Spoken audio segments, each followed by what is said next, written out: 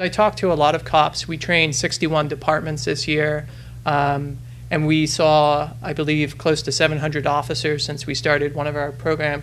And a lot of the times that we talk with the officers, they're like, we don't arrest for this.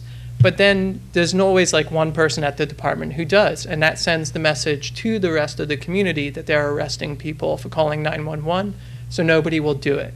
And it's causing a huge problem and a lot of unintentional death due to the fact.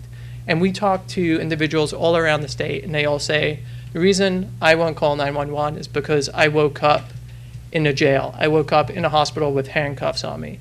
I woke up and, you know, I was incarcerated, or the person making the call to save their life was incarcerated, and they're like, I'm never going to call 911 again because I don't want to be arrested. So what it's done is caused a lot of unintentional death.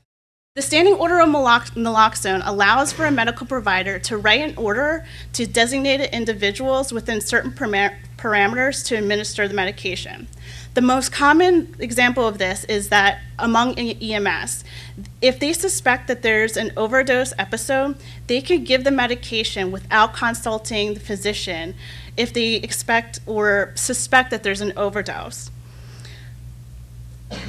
This acts as a way of increasing naloxone in the community, and it's an adjunct to the 911 Good Samaritan law. It bridges the point of when someone calls 911 to when the EMS arrives.